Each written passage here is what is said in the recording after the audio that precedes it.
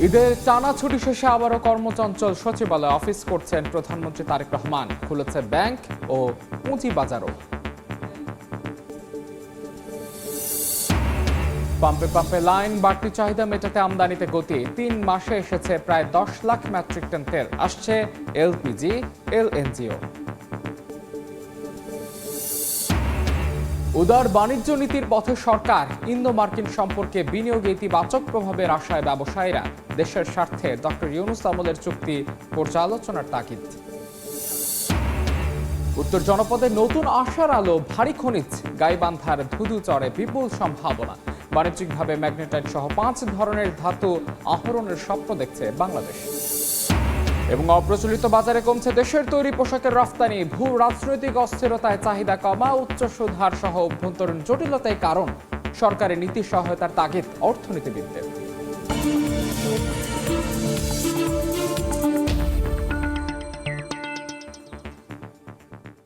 দেখছিলেন শিরোনাম। আমন্ত্রণ জানাচ্ছি দেশ ও দেশের বাইরের অর্থ বাণিজ্যের নানা খবর নিয়ে আমাদের নিয়মিত আয়োজন এ সময়ের বাণিজ্যে। আপনাদের সঙ্গে আছে আমি মাহাদ ইসলাম শুভ। ঈদ উল ফিতরের 1 সপ্তাহের টানা ছুটি শেষে আবারও কর্মচঞ্চল প্রশাসনের প্রাণকেন্দ্র সচিবালয়। প্রথম কার্যদিবসের সকাল থেকে সচিবালয়ে অফিস করছেন প্রধানমন্ত্রী তারেক রহমান। ঈদের আমেজ কাটিয়ে সচিবালয়ে নিজ দফতরে কর্মব্যস্ত সময় পার করছেন প্রধানমন্ত্রী। সকাল 9টায় সচিবালয়ে আসেন তারেক রহমান। মন্ত্রিপরিষদ বিভাগ সূত্রে জানা গেছে, দিনের শুরুতেই IMF এর এশিয়া ও প্যাসিফিক বিভাগের পরিচালক কৃষ্ণা নিবাস প্রধানমন্ত্রীর সঙ্গে সৌজন্য সাক্ষাৎ করেছেন। রাজধানীর যানজট এবং ট্রাফিক ব্যবস্থাপনা আধুনিকায়ন নিয়ে বৈঠকে অংশ নেবেন প্রধানমন্ত্রী। এরপর দুপুরে বৈদেশিক কর্মসংস্থান বৃদ্ধি ও প্রবাসী কল্যাণ বিষয়ে গঠিত কমিটির কাজের অগ্রগতি পর্যালোচনা সভায় যোগ দেবেন তিনি। বিকেলে সংস্কৃতি বিষয়ক মন্ত্রণালয় এবং পরে মন্ত্রিপরিষদ বিভাগের কর্মকর্তাদের সঙ্গেও বৈঠকে প্রধানমন্ত্রীর যোগ দেওয়ার কথা রয়েছে। এই মুহূর্তে সচিবালয়ে আছেন সহকর্মী প্রসূন আশিস। সরাসরি যাচ্ছি তার কাছে। প্রসূন, দেখুন, প্রথম কর্মদিবসেই ঈদের যে লম্বা ছুটি ছিল, টানা 7 দিনের ছুটি, তারপরে প্রথম যে কর্মদিবস আজ সকাল থেকেই প্রধানমন্ত্রী তারেক রহমান কর্মব্যস্ত সময় পার করছেন। আমরা যেটি জানতে পেরেছি যে নির্ধারিত যে কর্মসূচি রয়েছে আজকে দিনের, তাতে 6টি কর্মসূচি আমরা দেখতে পেয়েছি। এরই মধ্যে কিন্তু আন্তর্জাতিক মুদ্রা তহবিল IMF এর দক্ষিণ এশিয়া বিষয়ক যিনি পরিচালক কৃষ্ণা শ্রীনিবাসন, তিনি এরই মধ্যে সাক্ষাৎ করেছেন এবং তার সঙ্গে একটি বৈঠক হয়েছে। সেখানে উপস্থিত ছিলেন অর্থমন্ত্রী এবং এর পরপরই আমরা দেখেছি যে IMF এর প্রতিনিধি দল বের হয়ে গেছেন। কিছুক্ষণ পরে অবশ্য অর্থমন্ত্রী কথা বলবেন এই ব্যাপার নিয়ে যে কি হলো বৈঠকে এবং কি বিষয়ে আলোচনা হলো। তো এছাড়াও আজকে এই মুহূর্তে একটি বৈঠক চলছে, সেটি প্রবাসী কল্যাণ এবং বিদেশে কর্মসংস্থান নিয়ে এটি বৈঠক চলছে। কিছুক্ষণ আগেই প্রবাসী কল্যাণ মন্ত্রী তিনি প্রবেশ করেছেন মন্ত্রিপরিষদ বিভাগে। তো স্বাভাবিকভাবে আমরা মন্ত্রিপরিষদ বিভাগ থেকে জানতে পেরেছি এই বৈঠকটি এখন চলছে প্রবাসী কল্যাণ বিষয়ে। তো যদি প্রবাসী কল্যাণ মন্ত্রী বের হয়ে আমাদের সঙ্গে কথা বলেন তাহলে হয়তো জানতে পারবো যে বিদেশে কর্মসংস্থান নিয়ে কি নিয়ে কথা হলো। অর্থাৎ এখন যে যুদ্ধ পরিস্থিতি চলছে, মধ্যপ্রাচ্য নির্ভর যে বাজার, আমাদের শ্রম বাজার, সেই বাজারের অবস্থা খুবই নাজুক, খুবই ঝুঁকির মধ্যে, সে নিয়ে হয়তো কথা হবে, সে বিষয়ে আমরা জানাতে পারবো। এর পরপরই মূলত সংস্কৃতি বিষয়ক মন্ত্রণালয়ের সঙ্গে একটি বৈঠক রয়েছে প্রধানমন্ত্রীর, সেটি আমরা জানতে পেরেছি। তারপরে মন্ত্রিপরিষদ বিভাগের কর্মকর্তা কর্মচারীদের সঙ্গে একটি বৈঠক রয়েছে। এ নিয়ে মোটামুটি সকাল থেকে তিনি সকাল 9টার দিকে প্রবেশ করেছেন, 9টা 1 মিনিটে প্রবেশ করেছেন সচিবালয়ে। তারপর থেকেই ব্যস্ত সময় পার করছেন, সেটি আমরা জেনেছি। তো যখনই এই বৈঠকগুলো হবে, সেই বৈঠকের বিস্তারিত তথ্য হয়তো আমরা জানতে পারবো যখন বের হয়ে মন্ত্রীরা কথা বলবেন, প্রতিমন্ত্রীরা কথা বলবেন বা কর্মকর্তারা কথা বলবেন, সেই বিষয়গুলো আমরা জানাতে পারবো। মোটামুটি ঈদের যে টানা 7 দিন ছুটি ছিল, সেই 7 দিন ছুটির পরে প্রথম কর্মদিবস পুরো সচিবালয় কর্মচঞ্চল হয়ে উঠেছে। এই প্রথম দিবসেই আমরা সেটি দেখেছি। মন্ত্রীরা, প্রতিমন্ত্রীরা বিভিন্ন দপ্তরে তারা কিন্তু এসেছেন এবং মত বিনিময় করছেন, শুভেচ্ছা বিনিময় করছেন কর্মকর্তাদের সঙ্গে, কর্মচারীদের সঙ্গে। সেই তথ্য আমরা জানতে পেরেছি এবং তারা গণমাধ্যমের সঙ্গেও কথা বলছেন। মূলত এই ছিল সচিবালয় থেকে সবশেষ তথ্য। প্রধানমন্ত্রীর সঙ্গে অন্যান্য বৈঠকের যে তথ্যগুলো আমরা পাবো, সেগুলো কিছুক্ষণ পরে জানিয়ে দিতে পারবো। ঈদের ছুটি শেষে কর্মচঞ্চল হয়ে উঠেছে সচিবালয়। সেখানকার সবশেষ খবর জানাচ্ছিলেন সহকর্মী প্রসূন আশিস। এদিকে ঈদের ছুটির পর পুরোদমে শুরু হয়েছে ব্যাংকের কার্যক্রম। গ্রাহকরা আসছেন ব্যাংকে। এই মুহূর্তে মতিঝিলে আছেন সেলিয়া সুলতানা। সরাসরি যাচ্ছি তার কাছে। সেলিয়া,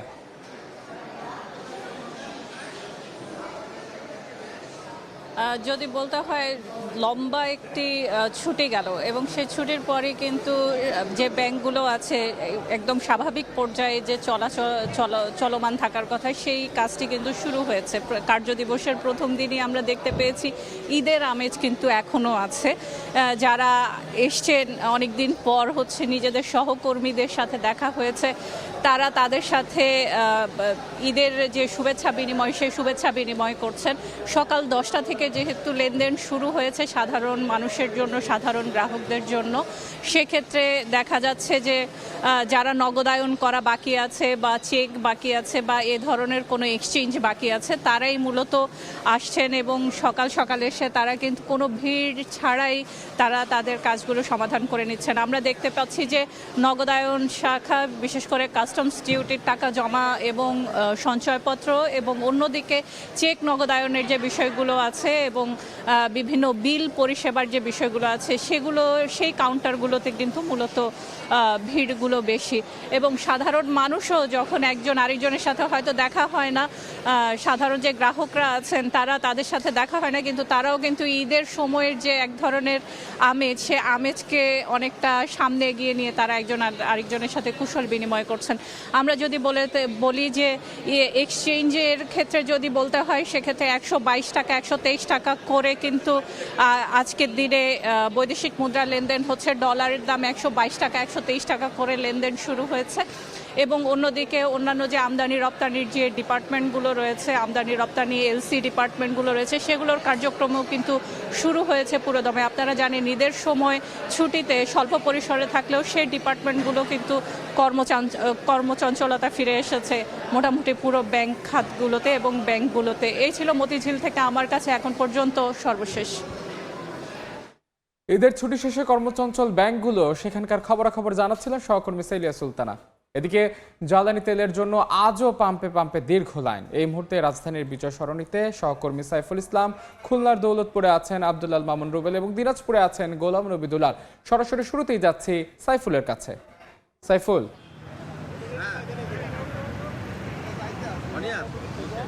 রাজধানীতে তেলের তীব্র সংকট, যেটি আমরা সকাল থেকে মিরপুর এবং কিছুক্ষণ আগে যে বিজয় সরণি ট্রাস্ট পাম্পে ছিলাম, এখন আছি আসাদগেট তালুকদার পাম্প এবং সোনার বাংলা পাম্প। এই পাম্পের পরিস্থিতি আমরা যদি এখন একটু দেখাই, যে আমরা দেখতে পাচ্ছি যে এখন এটি বন্ধ।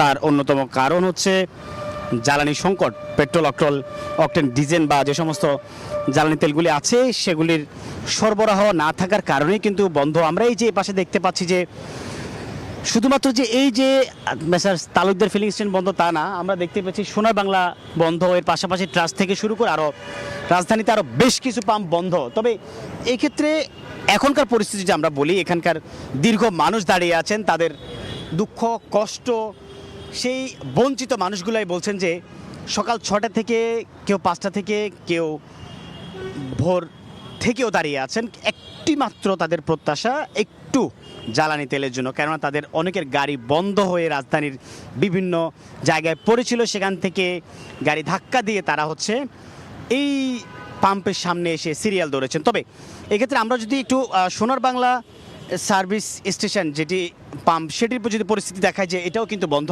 এখানে পাশাপাশি রাস্তা এই পাশে এবং ওই পাশে দুটি পাম্প আমরা দেখতে পাচ্ছি, কিন্তু দুটি পাম্পই কিন্তু বন্ধ। একমাত্র কারণ তার তেলের স্বল্পতা। তারা বলছেন যে ডিপো থেকে যে পরিমাণ তেল চাহিদা রয়েছে, যদি 5 গাড়ি দৈনিক চাহিদা থাকে সেখানে তাদেরকে সরবরাহ করা হচ্ছে 2 থেকে 3 গাড়ি বা কখনো কখনো এর চেয়ে কমও। আমরা দেখতে পেয়েছি যে আসলে এই যে দীর্ঘ সারিতে মানুষ দাঁড়িয়ে, কেউ অফিসগামী যে সমস্ত মানুষ তারা তাদের অফিস মিস করেছেন, কষ্টের মধ্য দিয়ে জানাচ্ছেন তারা তাদের যে সমস্ত কষ্টগুলি সেটি কিন্তু আসলে জানাচ্ছেন। তবে এক্ষেত্রে এখন বলতে পারি যে এখানকার লোকজন যারা আছেন তারা চায় হচ্ছে একটু শান্তি, স্বস্তি এবং সব কিছু মিলিয়ে স্বস্তিতে তারা থাকতে চায়। এই যে তেলের পরিস্থিতি রাজধানীর বাইরে খুলনায় আছেন আমাদের সহকর্মী আব্দুল্লাল মামুন, যাচ্ছি তার কাছে।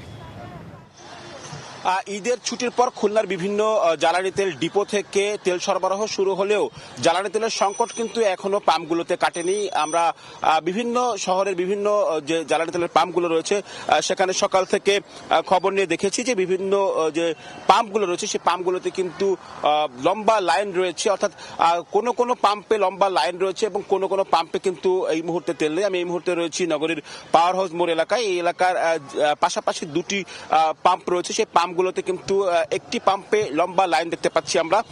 এখানকার যারা পাম্পের সাথে জড়িত কর্মকর্তারা আসলে বলছেন যে ডিপো থেকে সকালে তেল পাওয়ার পর তারা আসলে আধা ঘন্টা আগে এই পাম্প থেকে আসলে তেল সরবরাহ শুরু করছেন, অর্থাৎ গতকাল দুপুরের পর থেকে কিন্তু এই পাম্পে জ্বালানি তেল সংগ্রহ করতে পারেননি এখানকার যারা গ্রাহক রয়েছেন তারা।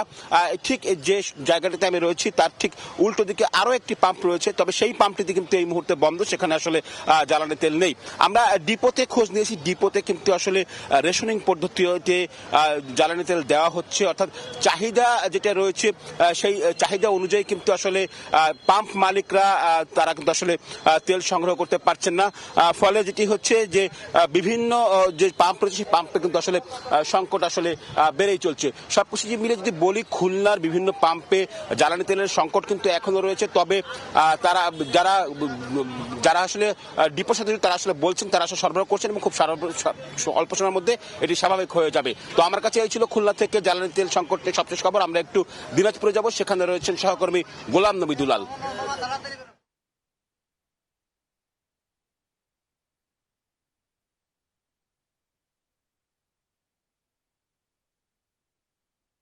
রহমান ব্রাদার্স ফিলিং স্টেশনে রয়েছে, যেখানে যারা জ্বালানি তেল নেওয়ার জন্য এখানে দীর্ঘ লাইন ধরেছেন।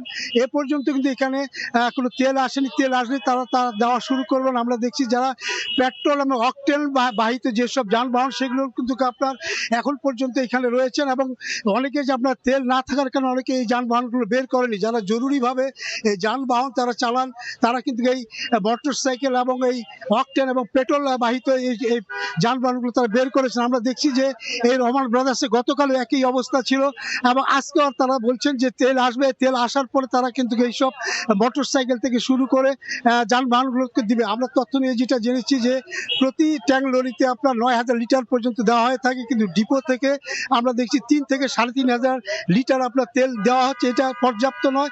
এবং দিনাজপুরে মোট 92টি আপনার পেট্রোল পাম্প রয়েছে, যেখানে অধিকাংশ পেট্রোল পাম্প বন্ধ, সেখানে তারা জ্বালানি তেল নেই। এখন পর্যন্ত আমরা যে তথ্য নিয়ে জেনেছি, অনেকেই আপনার দেখছি যে মোটর সাইকেলের ট্যাঙ্কি নিয়ে এখানে এসেছেন তেল নেওয়ার জন্য।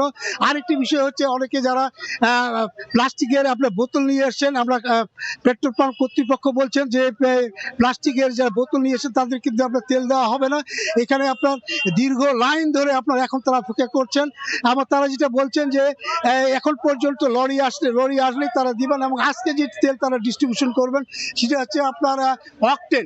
তো আমাদের এই সংকট কবে আপনার শেষ হবে, এবং এই সংকটের কারণে আপনার এই ছোটখাটো যানবাহনগুলো যে বিড়ম্বনা পোহাচ্ছে এটা কিন্তু এখনো কেউ বলতে পারছেন না। তো আমার কাছ থেকে সর্বশেষ এই ছিল। দিনাজপুর, খুলনা এবং রাজধানী থেকে সহকর্মীরা জানাচ্ছিলেন দেশের পাম্পগুলোর কি হালচাল। এদিকে হঠাৎ জ্বালানি তেলের চাহিদা বেড়ে যাওয়ায় সংকট দেখা দিয়েছে বলে মন্তব্য করেছেন বিদ্যুৎ ও জ্বালানি মন্ত্রী। সকালে সচিবালয়ে কথা বলেন তিনি। সরবরাহ ঠিক রাখতে প্রয়োজনের অতিরিক্ত তেল না নেওয়ার আহ্বান জানান মন্ত্রী। হঠাৎ করে মানুষ হুমড়ি খেয়ে পড়ছে পেট্রোল পাম্পে। আমরা তো একটা প্রসেসের পেট্রোল পাম্প চলে, আমরা যেভাবে তেল দেশে বাড়িতে দেয় সেই নিয়মের এখন ভেঙে পড়ছে সেই নিয়মটা, যে এত ভিড়, এত তেল পেট্রোল পাম্পে যা দেওয়া হয় প্রতিদিন সেটা সবসময় যা দেওয়া সেটাই থাকে, কিন্তু গ্রাহক তার বেড়ে গেছে। স্বাভাবিকভাবে তেলের তো লাইন থাকবে, পাবে না, তো স্বাভাবিক, এটা তো অস্বাভাবিক কিছু না। তো প্রয়োজনের অতিরিক্ত কোনো তেল নিয়েন না, তাহলে আমরা সরবরাহটা রাখতে পারবো। গতকালও বলেছি, আজকে বলছি, আমি জনগণের কাছে আজকে অ্যাপিল করছি যে এত হাসাস করেন না, তেল আছে, তেল পাবেন আপনারা। দেশের চাহিদা বিবেচনায় ডিজেল, অকটেন, জেট ফুয়েলের পাশাপাশি এলপিজি এবং এলএনজি আমদানি বাড়িয়েছে সরকার। চলতি অর্থ বছরের নভেম্বর থেকে জানুয়ারি পর্যন্ত 3 মাসে 10 লাখ মেট্রিক টন জ্বালানি তেল এবং 2 লাখ মেট্রিক টনের বেশি এলপিজি ও এলএনজি আমদানি হয়েছে। অবশ্য ফেব্রুয়ারি এবং মার্চে আমদানির পরিমাণ আরও বেড়েছে। তবে ব্যবসায়ীরা বলছেন দেশীয় মালিকানার জাহাজের ব্যবস্থা থাকলে কমতো খরচ। শাখা ত্রিপুর ক্যামেরায় বিস্তারিত জানাচ্ছেন কমল দে। চট্টগ্রাম কাস্টম হাউজের সবশেষ তথ্য অনুযায়ী চলতি 2025-26 অর্থ বছরের নভেম্বর থেকে ফেব্রুয়ারি পর্যন্ত 4 মাসে বাংলাদেশ বিশ্ববাজার থেকে 1,44,147 মেট্রিক টন এলপিজি এবং 57,765 মেট্রিক টন এলএনজি আমদানি করেছে। একই সঙ্গে নভেম্বর থেকে জানুয়ারি পর্যন্ত 3 মাসে 9,22,263 metric ton diesel, jet fuel এবং ফার্নেস অয়েলের মতো জ্বালানি তেল আমদানি করেছে। প্রতি অর্থবছর শেষে পরিসংখ্যান থেকে দেখা যায় জ্বালানি তেল থেকে যে রাজস্ব আহরণ হয় সেটা অন্য যেসব আইটেম আছে তার তুলনায় শতকরা হিসেবে অনেক বেশি অর্জন হয়। আর আমদানিকৃত জ্বালানি এবং জ্বালানি তেল খালাসে অগ্রাধিকার দিচ্ছে চট্টগ্রাম বন্দর কর্তৃপক্ষ। যেইভাবে জাহাজগুলো বাংলাদেশে আগমন করে সেই আগমনের উপরে ভিত্তি করে আমরা জাহাজগুলোকে বার্থিং অ্যারেঞ্জমেন্ট করি। শিপিং এজেন্ট ওইভাবে যদি আমাদের কাছে তার চাহিদা প্রদান করে, আমরা চাহিদা অনুযায়ী তাদেরকে প্রয়োজনীয় সহযোগিতাটা প্রদান করছি। যার পুরোটাই বিদেশি মালিকানাধীন জাহাজ। বর্তমানে সংকটের ঝুঁকি বিবেচনায় বাড়ছে জাহাজের ভাড়া। এক্ষেত্রে দেশীয় মালিকানাধীন জাহাজের ব্যবস্থা থাকলে সংকট মোকাবেলায় যেমন ভূমিকা রাখতে পারত, তেমনি খরচও অনেকটা কমে আসতো বলে মনে করেন এই শিপিং ব্যবসায়ী। দেশীয় জাহাজের ক্ষেত্রে হবে কি, আমার টাকাটা আমার দেশেই থাকলো, বিদেশে আমাকে আর পাঠাতো না। আমাকে এখন পেমেন্ট দিতে হচ্ছে ডলারে। আমাদেরকে দেখা যাচ্ছে যে স্পট মার্কেট থেকে তেল দিতে হচ্ছে। আজকে যদি আমাদের নিজস্ব জাহাজও থাকতো তাহলে সেক্ষেত্রে আমাদের জন্য একটু সুবিধা হতো। মধ্যপ্রাচ্য যুদ্ধ এবং হরমুজ প্রণালী বন্ধ থাকার পরও মার্চ মাসের 22 দিনে চট্টগ্রাম বন্দরে 25টি জাহাজ জ্বালানি খালাস করে ফিরে গেছে। এছাড়া বর্তমানে আরও 2টি জাহাজ জ্বালানি খালাস করছে। আরও 2টি জ্বালানিবাহী জাহাজ চট্টগ্রাম বন্দরের পথে রয়েছে। মধ্যপ্রাচ্যের বিভিন্ন দেশ থেকে আমদানি করা জ্বালানির মধ্যে ডিজেল, অকটেন, প্রোডাক্ট অয়েল খালাস করা হয় পতেঙ্গা উপকূলবর্তী গুপ্তখালা এবং ডলফিন জেটিতে। আর এলএনজি এবং এলপিজি বহনকারী জাহাজগুলোর অবস্থান থাকে গভীর সাগরে। এখান থেকেই মাদার ট্যাঙ্কারে খালাস করা হয় এসব জ্বালানি। এরপর নিয়ে যাওয়া হয় বিভিন্ন ডিপো এবং নির্ধারিত গন্তব্যে। গভীর বঙ্গোপসাগর থেকে কমল দে, সময় সংবাদ। দেশে বিদেশি বিনিয়োগ আরও গতিশীল করতে বাণিজ্য নীতিতে উদার পথে হাঁটছে নতুন সরকার। ব্যবসায়ীরা বলছেন যুক্তরাষ্ট্র, ভারত সহ দেশগুলোর সঙ্গে সরকারের বাণিজ্য নীতি ও সম্পর্ক বিনিয়োগকে প্রভাবিত করবে। বৈশ্বিক বাণিজ্যিক সম্পর্কে প্রায় 1.5 বছর টানাপোড়েনের শেষ দিকে তড়িঘড়ি করে সই করা চুক্তি অর্থনীতির স্বার্থে পুনরায় পর্যালোচনার পরামর্শ অর্থনীতিবিদদের। সেলিয়া সুলতানের রিপোর্ট। 2025 সালে মোট 85 মিলিয়ন মার্কিন ডলারের বাণিজ্যের মাধ্যমে বাংলাদেশ হয়ে ওঠে বর্তমানে ভুটানের দ্বিতীয় বৃহৎ রপ্তানি গন্তব্য। সম্প্রতি বাণিজ্যিক যোগাযোগ আরও সহজ করতে ভুটানকে পানগাঁও বন্দর ব্যবহারের প্রস্তাব দিয়েছে বাংলাদেশ।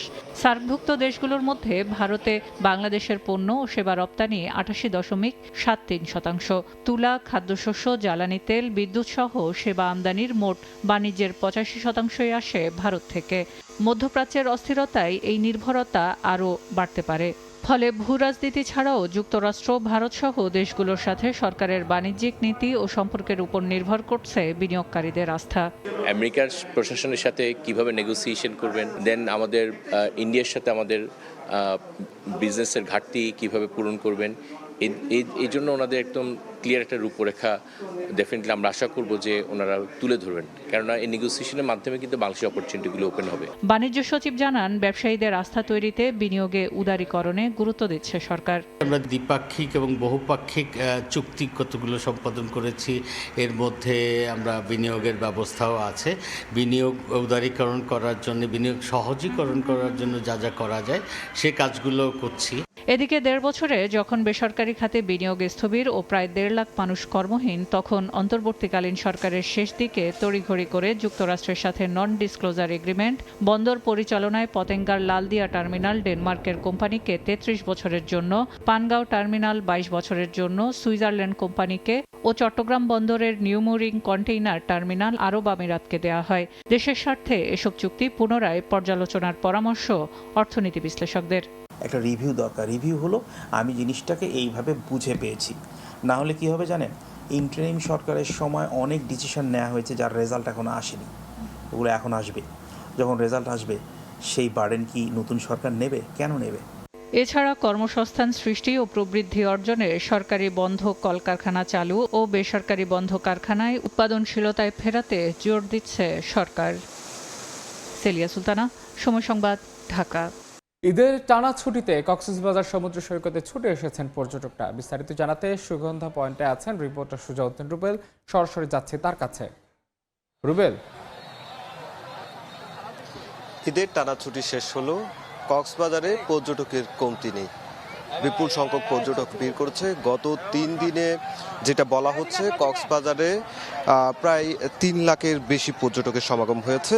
আজকেও আমরা লক্ষ্য করছি বিপুল সংখ্যক পর্যটক এখন কক্সবাজার সমুদ্র সৈকতে ভিড় করছে। বিশেষ করে সমুদ্র সৈকতে লাবণী, সুগন্ধা, কলাতলি এই পয়েন্টগুলোতে প্রায় 3 কিলোমিটার সৈকত বলা চলে, যেখানে পর্যটকের পদচারণায় মুখর থাকে।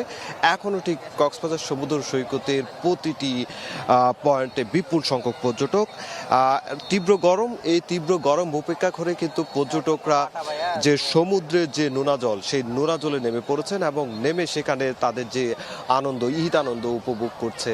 আর যেখানে নোনা জল রয়েছে সেখানে যেমন ঢেউয়ের আছড়ে পড়া, ঢেউতে যেমন লাপালাপি করছে, ঠিক তেমনি আর যে টিউব রয়েছে টিউবে গা ভাসিয়ে তারা অনেক দূর চলে যাচ্ছে। আবার অনেকে আমরা দেখতে পাচ্ছি জেট স্কি রয়েছে, সে জেট স্কি যুগে গভীর সাগর উপভোগ করছে। এই যে আনন্দঘন মুহূর্ত, সাগরের যে নোনা জলে যেমন বাড়তি আনন্দ, ঠিক তেমনি বালিয়াড়িতেও আনন্দের কমতি নেই। আমরা লক্ষ্য করছি বালিয়াড়িতে যারা ভ্রমণ পিপাসুরা এসেছেন তারা ঘোড়ার পিঠে চড়ছে, আবার অনেকেই ছবি তুলছে, ফটোগ্রাফার রয়েছে এখানে সহস্রাধিক। আবার এখানে বিচ বাইক রয়েছে 3টি পয়েন্টে। সবগুলো পয়েন্টে কিন্তু পর্যটকরা নিজেদের মতো করে আনন্দ উপভোগ করছে। বিশেষ করে তারা পরিবার পরিজন নিয়ে এসেছে, পরিজন নিয়ে এসে এখানে তাদের মতো করে ঈদ উদযাপন যেভাবে করা যায় সেই উদযাপনগুলো করছে। আমরা বেশ কয়েকজন পর্যটকের সঙ্গে কথা বলেছিলাম, তারা যে বিষয়টি বলছে, ঈদের যে টানা ছুটি শেষ হয়েছে, সেই ছুটি শেষ হলেও তারা বাড়তি কিছু ছুটি নিয়ে আগামী শনিবার পর্যন্ত কক্সবাজারে থাকবেন এবং এই থাকাতেই কিন্তু তারা যেটা বলছেন যে ঈদের যে টানা ছুটি তারা এটি উপভোগ করছে। তবে এই যে বিপুল সংখ্যক পর্যটকের আগমনকে কেন্দ্র করে কিন্তু এখানকার যে ব্যবসা, সেই ব্যবসায়ীরা খুব সন্তুষ্ট। ফটোগ্রাফার থেকে শুরু করে বিচ বাইক, জেট স্কি চালক, ঘোড়াওয়ালা সবাই বলছে তারা সন্তুষ্ট এবং যে গত 1.5 মাসের খরা ছিল সেটিও কাটিয়ে উঠছে। আর পর্যটকদের নিরাপত্তায় ট্যুরিস্ট পুলিশ এবং লাইফগার্ড কর্মীরা সচেষ্ট রয়েছে বলে জানিয়েছে। তো এই ছিল আমার কাছে সৈকত থেকে সব শেষ। ঈদের ছুটিতে জমজমাট সমুদ্র সৈকত, সেখান থেকে শেষ খবর জানাচ্ছিলেন সহকর্মী সুজাউদ্দিন রুবেল।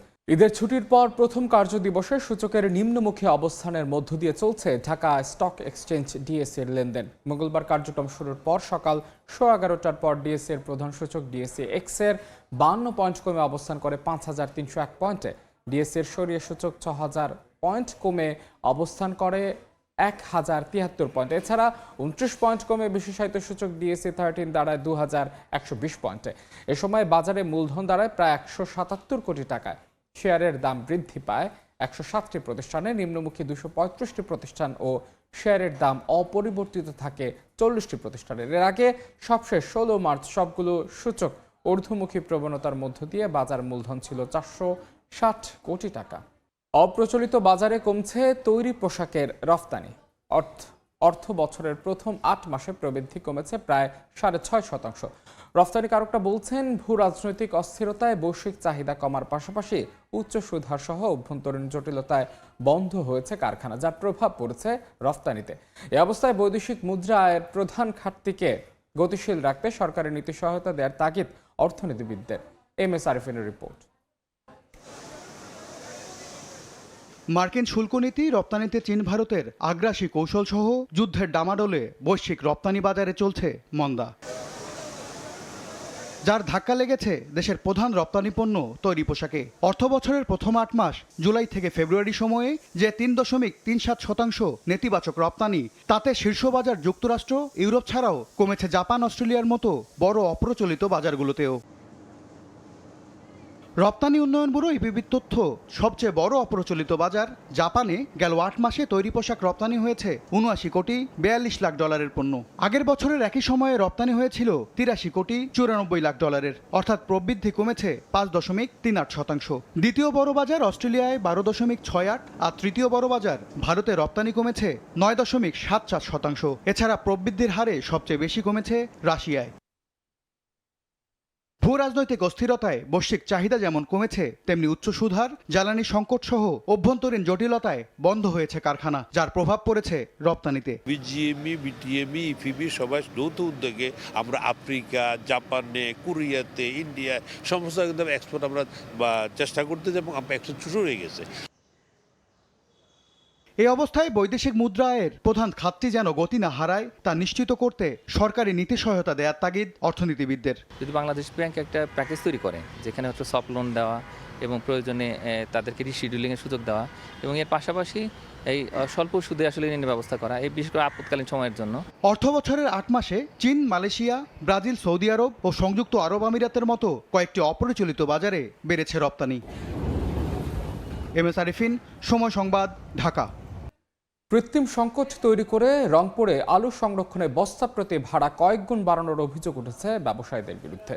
মনিটরিং না থাকায় ইচ্ছেমতো সংরক্ষণে ভাড়া বাড়ানো হচ্ছে এমন অভিযোগ কৃষকদের। কৃষক নেতাদের দাবি, এই চক্রের কারণে প্রকৃত চাষিরা আলু সংরক্ষণের সুযোগ হারাবে। তারিকুল ইসলামের ক্যামেরায় আব্দুর রশিদ জীবনের রিপোর্ট। একদিকে লোকসানের বোঝা, অন্যদিকে নতুন করে শোষণ। রংপুরের আলু চাষিরা যেন আটকা পড়েছেন এক অদৃশ্য সিন্ডিকেটের জালে। আলু সংরক্ষণে ব্যবহৃত বস্তার কৃত্রিম সংকট তৈরি করে দাম বাড়ানো হয়েছে কয়েক গুণ, যার বড় প্রভাব পড়েছে আলু চাষিদের উপর। বাজারগুলোতে কর্তৃপক্ষের নজরদারি না থাকার সুযোগকে কাজে লাগিয়ে ব্যবসায়ীরা ফায়দা লুটছে, অভিযোগ কৃষকদের। আলু যে তুলতেছি খ্রিস্টানের পয়সা দেবো, আলু বিক্রি করি সে খ্রিস্টানের পয়সাও দিতে পারবো না। এক একটা বস্তার দাম মনে করেন যে 80-40, এখন 80 টাকা দিয়ে কিনে লাগতেছে। সারে যাইলে সমস্যা, বস্তায় সমস্যা, আমরা যেখানে যাই সেখানেই আমাদের সমস্যা। কৃষকদের অভিযোগের ভিত্তিতে জেলার কয়েকটি বাজার ঘুরে দেখে সময় সংবাদ, মেলে অভিযোগের সত্যতাও। ব্যবসায়ীরা বস্তা সংকটের কথা বললেও গুদামগুলোতে রয়েছে পর্যাপ্ত মজুদ। তবে এ বিষয়ে জানতে চাইলে নানা অজুহাত ব্যবসায়ীদের। মার্কেটে যখন যেভাবে কিনতেছি ওইভাবে সীমিত লাভ ধরে বেচতেছি। কোম্পানি যারা প্লাস্টিকের বস্তা বানায় তাদেরকে ধরেন ঢাকাতে মাল মাঠে নাই, এর মাল ওই কিনে 5 টাকা বেশি দিয়ে, ওর মাল ওই কিনে 5 টাকা বেশি দিয়ে, এইভাবে করে দামটা এই 2 দিনে এত দূর আছে। আলুর উৎপাদনের পর দাম না থাকায় একই তো কৃষকরা দিশেহারা, উল্টো বস্তার দাম বেড়ে যাওয়ায় তৈরি হয়েছে নতুন সংকট। কৃষকরা বলছেন, যে বস্তা মৌসুমের শুরুতেও বিক্রি হয়েছে 10 টাকায়, সেই বস্তায় এখন বিক্রি হচ্ছে 35 টাকা করে। আর পাটের বস্তা যেখানে ছিল 70 টাকা, সেই পাটের বস্তা এখন বিক্রি হচ্ছে 150 থেকে 170 টাকা পর্যন্ত। আলু চাষি সমিতি ও কৃষক সংগঠনের নেতারা বলছেন, বস্তার দাম বাড়িয়ে ও হিমাগারে আগাম বুকিং দিয়ে আলুর বাজার নিয়ন্ত্রণের চেষ্টা করছে মধ্যস্বত্বভোগীরা। প্রশাসন কঠোর না হলে ক্ষতিগ্রস্ত হবেন প্রান্তিক কৃষক। পাটের দাম বৃদ্ধির কারণে মার্কেটে কোনো নতুন বস্তা নাই। তারপর যদি আজকে নেটের ব্যবস্থা থাকতো তাহলে পুরাতন বস্তা তো আমরা সংরক্ষণ করতে পারতাম। যে সিন্ডিকেট ব্যবসায়ীরা আজকে চটের বস্তা এবং প্লাস্টিকের বস্তা দাম বাড়িয়ে দিয়েছে, তাদের বিরুদ্ধে ব্যবস্থা নিতে হবে। চলতি মৌসুমে রংপুর অঞ্চলে আলু উৎপাদনের লক্ষ্যমাত্রা 25 লাখ মেট্রিক টন, তবে সংরক্ষণের ব্যবস্থা মাত্র 7,32,000 মেট্রিক টন।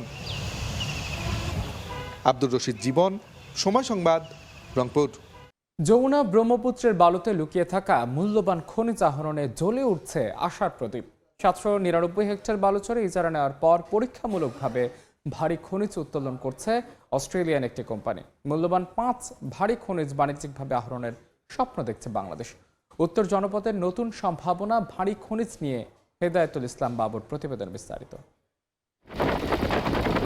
উজান থেকে নেমে আসা যমুনা ব্রহ্মপুত্র আশীর্বাদ হয়ে ধরা দিয়েছে ভাটির জনপদ গাইবান্ধায়। ব্রহ্মপুত্রের বালুতে চকচক করছে অপার সম্ভাবনা, যেখানে পাইলট প্লান্ট স্থাপন করে বালু উত্তোলনের পর আলাদা করা হয় ভারী খনিজ।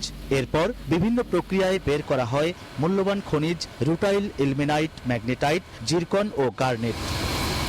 পরীক্ষামূলক উৎপাদনে এসে প্রথম বছরের শুরুতে 1% এবং শেষের দিকে গড়ে 3% ভারী খনিজ আহরণ করে এভারলাস্ট মিনারেলস কোম্পানি লিমিটেড। 1% ভারী খনিজ উপস্থিতি ওনারা পেয়েছেন এবং শেষাংশে তারা আরও বলেছেন যে 3.5% তাদের খনিজের উপস্থিতি তারা নিশ্চিত করেছেন। এবার এই বালু থেকে 8% ভারী খনিজ আহরণের লক্ষ্য অস্ট্রেলিয়ান কোম্পানিটির, যা বিশ্বের হাতে গোনা কয়েকটি দেশে পাওয়া গেলেও প্রথমবারের মতো বাণিজ্যিকভাবে আহরণের স্বপ্ন দেখছে বাংলাদেশ। এই খনিজ পদার্থগুলো মূলত আমরা বিদেশ থেকে ইম্পোর্ট করতে হয় এবং অনেক ব্যয়বহুল। সফলতা অর্জন করলে 10 মিটার গভীরতায় প্রতি বর্গ কিলোমিটার বালুচর থেকে 1,20,000 টন ভারী খনিজ পাওয়া সম্ভব বলে ধারণা করা হচ্ছে, যার আনুমানিক বাজার মূল্য প্রায় 24 কোটি টাকা।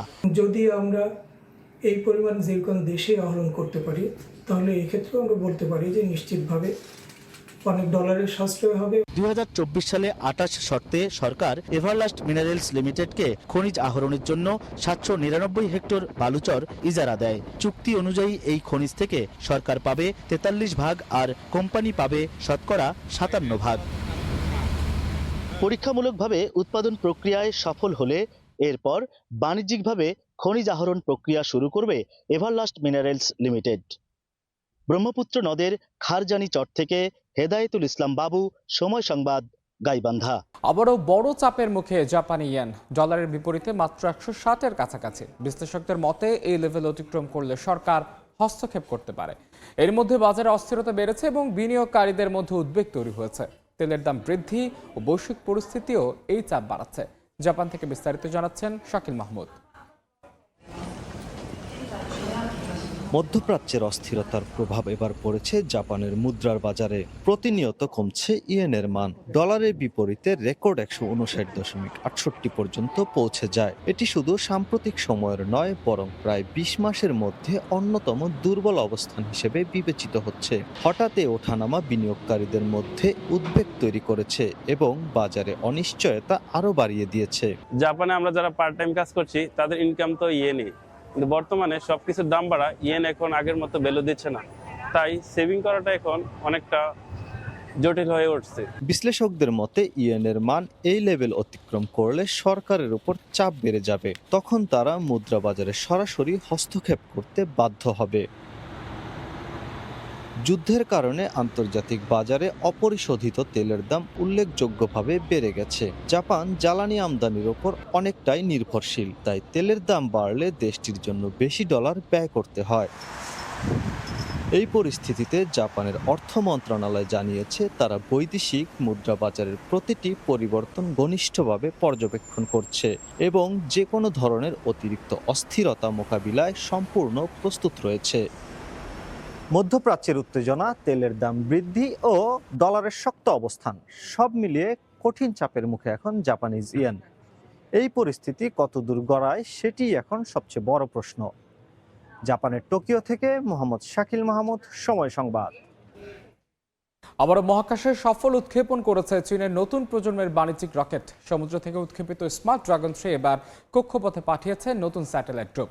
রোববার রাতে পূর্বাঞ্চলীয় শাংডং প্রদেশের হাইয়াং উপকূলের কাছে সমুদ্র থেকে স্মার্ট ড্রাগন 3 বা জিলং 3 রকেট উৎক্ষেপণ করে চীন।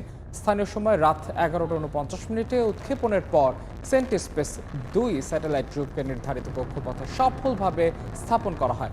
4 ধাপ বিশিষ্ট কঠিন জ্বালানির এই রকেটটি মূলত বাণিজ্যিক উৎক্ষেপণের জন্যই তৈরি, যা সমুদ্র ও স্থল উভয় স্থান থেকে উৎক্ষেপণ করা সম্ভব। স্মার্ট ড্রাগন 3 মডেলের এটি ছিল 10ম সফল মিশন, যা চীনের বাণিজ্যিক মহাকাশ সক্ষমতাকে আরও শক্তিশালী করেছে।